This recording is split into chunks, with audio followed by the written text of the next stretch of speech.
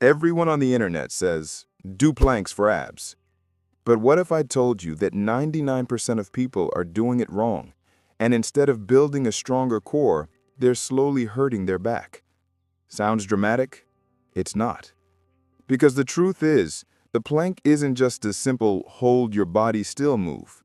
It's a test of how well you understand your own body. And most people don't. You see influencers flexing their 1-minute plank challenges, people timing themselves on the floor, shaking, sweating, thinking just a few more seconds and I'll have abs like them. But here's the ugly truth. Planking like that doesn't make your abs stronger. It makes your posture worse.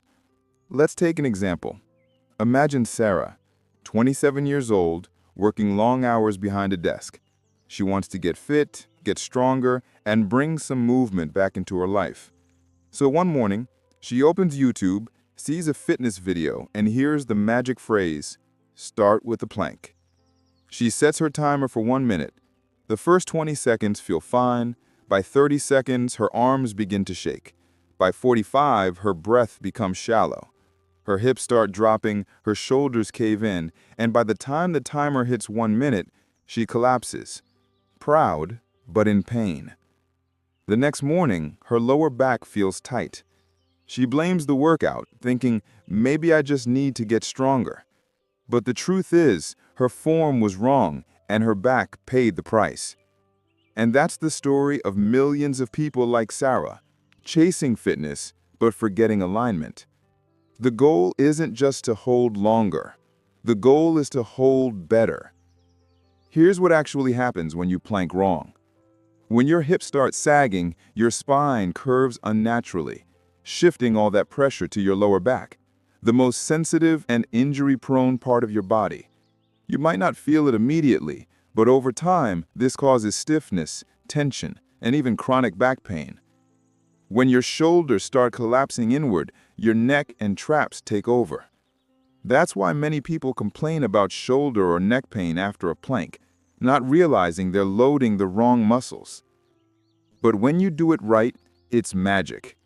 A proper plank engages your entire body, your shoulders, your abs, your glutes, your legs, everything working together in harmony.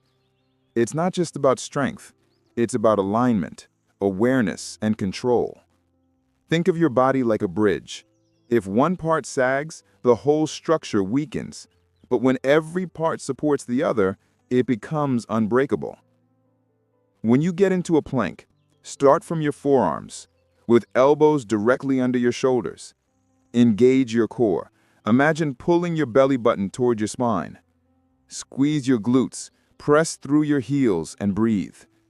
Deep, steady, mindful breaths. When you hold that position even for 20 seconds, your entire body lights up. That's not strain, that's strength awakening. Here's what's happening inside your body when you do it right.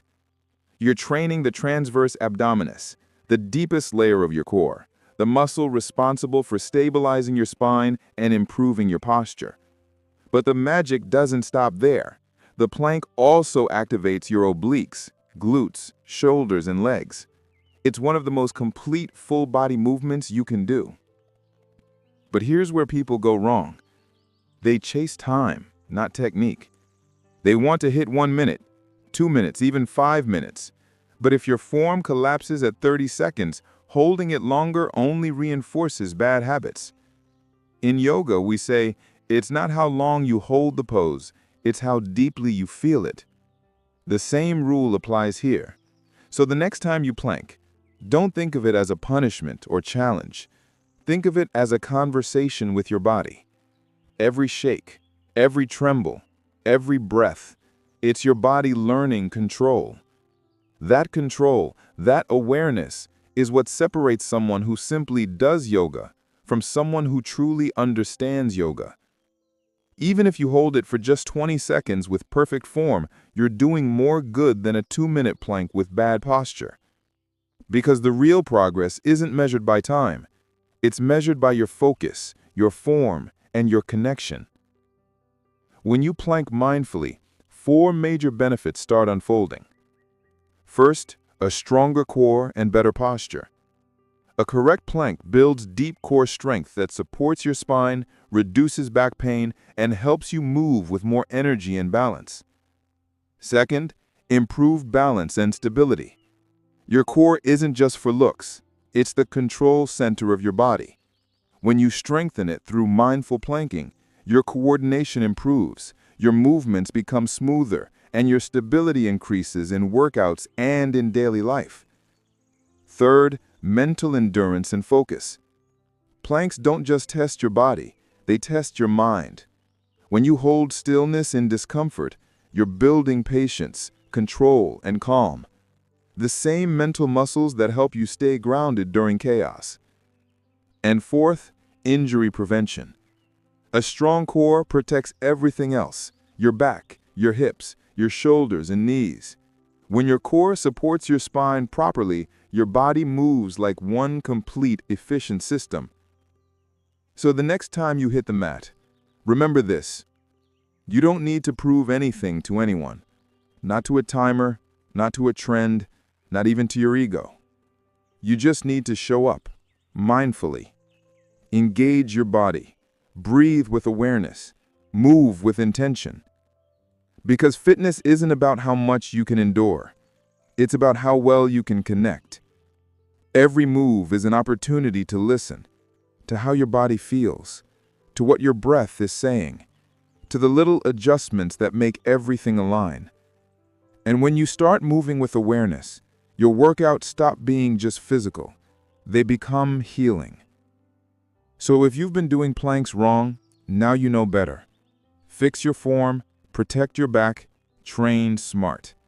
And if you want to learn mindful movements that actually heal your body instead of hurting it, subscribe to Ease Pose. Because here, strength begins with stillness. Every movement begins with awareness. And your body isn't asking you to be perfect. It's simply asking you to pay attention. And once you do, every plank becomes more than an exercise. It becomes a practice, a moment of balance between power and peace.